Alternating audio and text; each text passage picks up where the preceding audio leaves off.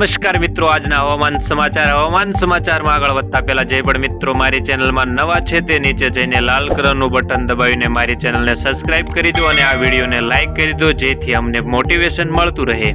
હવામાન ખાતા દ્વારા સૌથી મોટી આગાહી કરવામાં આવી છે। ગુજરાતના આ જિલ્લાઓમાં આજે વરસાદ જોરદાર ખાબકશે। હવામાન વિભાગે જણાવ્યા અનુસાર 9 જુલાઈ રવિવારે જૂનાગઢ, ગીર સોમનાથ, દીવ, સુરેન્દ્રનગર, રાજકોટ, પોરબંદર, અમરેલી, મોરબી, દ્વારકા, બોટાદ, કચ્છ, સુરત, નવસારી, વલસાડ અતિ ભારે વરસાદની આગાહી કરવામાં આવી છે।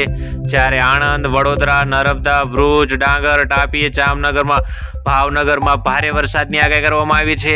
10 જુલાઈ સોમવાર પોરબંદર, દ્વારકા, કચ્છમાં અતિ ભારે વરસાદની આગાહી કરવામાં આવી છે। બનાસકાંઠા, મહેસાણા, સાબરકાંઠા, જામનગર, મોરબીમાં ભારે વરસાદની આગાહી કરવામાં આવી છે। ઉત્તરાખંડમાં ભારે વરસાદનું એલર્ટ। હવામાન ખાતાએ જણાવ્યા અનુસાર ઉત્તરાખંડ માટે ભારે વરસાદનું એલર્ટ જાહેર કરવામાં આવ્યું છે। હવામાન વિભાગે જણાવ્યા મુજબ ઉત્તરાખંડમાં આગામી એક અઠવાડિયા સુધી ભારે વરસાદ પડશે। ઉત્તરાખંડમાં 8 થી 9 જુલાઈ સુધી ભારે વરસાદ પડશે તેવી હવામાન ખાતા દ્વારા આગાહી કરવામાં આવી છે।